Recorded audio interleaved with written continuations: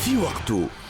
في جندوبة إذن إصابة 5 تلاميذ في انقلاب شاحنة يعني تعرضوا لإصابات متفاوتة الخطورة في هذا الحادث، والشاحنة كانت تقلهم نحو المدرسة الابتدائية سوق الجمعة من معتمدية جندوبة الشمالية. باش ناخذوا كل التفاصيل معنا العميد السيد عادل العبيدي المدير الجهوي للحماية المدنية بجندوبة. صباح خير ونهارك زين سيد العميد. صباح النور وعيدك مبارك وانت وجميع المستمعين. يعيشك سنين دايما، كل عام وانت حي بخير. وكي تعطينا فكره على هذا الحادث كيفاش صار وين صار بالضبط سيد العميد؟ بالنسبه اليوم بولايه جندوبه منطقه عين جند لسوق الجمعه جندوبه الشماليه وقع حادث انقلاب شاحنه خفيفه تنقل عدد 5 من التلامذه. وقت تم اعلامنا على الساعه 7:30 حين تم توجيه عدد 4 سيارات اسعاف من الحمايه المدنيه وكذلك من الصحه العموميه للمكان هذا اللي يبعد على مدينه جندوبه ما يقارب 17 كيلومتر. تم نقل 7 مصابين الى المستشفى الجهوي بجندوبه، عدد 2 كهول عندهم اصابات ردود وكسور بكامل البدن، اصابات ماهيش خطيره. وبالنسبه للتلامذه اللي هما بريسك يحملوا نفس اللقب كل اقارب، الاعمار نتاعهم تتراوح ما بين 6 و11 سنه، عندهم اصابات متفاوته الخطوره، منهم عدد 2 تلامذه حاليا قاموا بسكانير. والحمد لله انه بالنسبه للاصابات كانت ربما ما تشكلش خطر كبير ياسر على صحتهم وحياتهم. الحمد لله انه بالنسبه للحادث هذا ما فيش خسائر بشريه ما عدا الاصابات بالنسبه للتلامذه. وزاد كيف دعوه لجميع السواق بكامل ارجاء الجمهوريه لياخذ الحيطه والحذر والسياقه بتروي. كيفاش صار الحادث سيد العميد؟ عندك فكره كيفاش صار الحادث؟ بالنسبه للحادث هذا بالنسبه للتلامذه هذه اثناء نقلهم للمدرسه الابتدائيه خاصه بعد العطله المدرسيه وعطله عيد الفطر. الطريق هذا موجود فيه عدد من المنعرجات وتضاريس صعيبه، ربما اضافه الى هناك سرعه مفرطه من طرف السائق اللي ما تحكمش في السياره نتاعو وقع الانقلاب.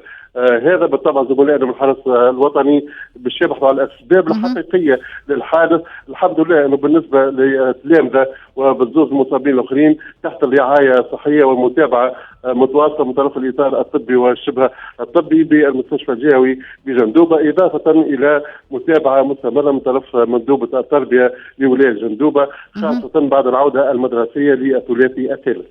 يعني باش يتم فتح تحقيق لمعرفة أسباب الحادث.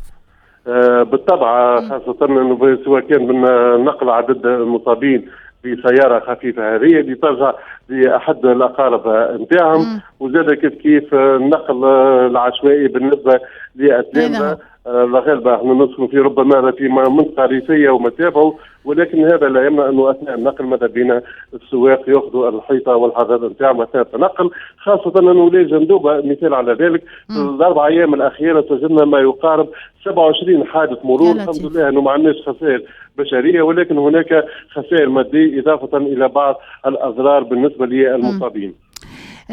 احيانا واحد يجي يلوم يعذر كل مره نبدا نحكي على الشاحنات وعلى نقل كسوال العمله الفلاحين والا التلامذه خاصه، ومن بعد نجي نشوف وقول يا معناها شنو يقراو وما يقراو شنو نعملوا معناها ما لازم كان على المر كان الامر منه. دونك سيد العميد هذه شاحنه ماهيش مهيئه لنقل تلاميذ في نهايه الامر. هي شاحنه خفيفه النوع نتاع ICG بالطبع مش مهيئه لنقل التلاميذ. شكرا ولكن لك. ترجع لاحد الاقارب تاع العائله هذه. شكرا لك سيد العميد عادل العبيدي المدير الجهوي للحمايه المدنيه بجندوبه. ان شاء الله يكونوا لاباس الصغيرات. مشكلة كبيرة هالنقل هذه، وقديش باعوا لنا الأوهام. تتفكروا ولا قديش باعوا لنا الأوهام، وأنه وضعنا خطة، وأنه النقل بالنسبة للصغيرات هذوما وبالنسبة للعاملات الفلاحات كيف لقينا الحلول وباش نعملوا وباش نقدوا وبدينا في الاستراتيجية. ما صار منه حتى شيء. ما صار حتى شيء عفاف، وللأسف الشديد يظهر لي باش نقول ما هو باش يصير حتى شيء، لأنه تفائلوا ما فماش حتى تفائلوا. الوضع ما يخليكش تتفائل، لأنه المناطق الريفية يا عفاف راهم يعانيوا في معاناه كبيره وكبيره برشا. علاش قلت لك انا جيت لوم تعذر. اي توا ما يلزك على المر كان الامر منه. هما شنو لزهم الصغيرات هذوما باش يركبوا في شاحنه باش يمشيوا يقراوا اليوم الصباح، لانه ما فماش وسيله نقل، باش ما فماش كار باش تهزهم، المكتب بعيد عليهم، شنو اللي باش يعملوا؟ يلزم يركب في كاميونه. للاسف الشديد كيف وكيف، سامحوني في الكلمه، كما نقل الحيوانات كما نقل البشر وصلنا في تونس. هذا هو الموجود، هذا هو الوضع الحقيقي اللي قاعدين عايشينه. يلزمنا نواجهوا رواحنا، نحكيوا على اصلاح التعليم، ونحكيوا على المجلس الاعلى للتربيه، ونحكيوا على ربما ادخال التقنيات الجديده في التربيه والرقمنه وما الى ذلك. لكن البنيه الاساسيه مهترئه، طريقه نقل التلاميذ ما فماش، التلاميذ اللي يعيشوا بعيد راهم محرومين من ابسط الحقوق، محرومين من حاجه انهم يركبوا كيف البشر باش يمشيوا يقراوا. شوف انت وقت اللي هما الاكسيدون 7 متاع الصباح، شوف الحاله النفسيه نتاعهم شنو هي ساعه. نقولوا احنا الحمد لله اللي الطاف باللطف عليهم، لكن حالتهم النفسيه والفجعه اللي صارت لهم كيفاش؟ راهو وقتاش قاموا 5 متاع الصباح، بتاتخ بيان باش يركب هو في كاميونه 7 متاع الصباح باش يوصل يقرا 8. هي شويه احساس، شويه احساس بالناس. يلا هذا كان في وقته.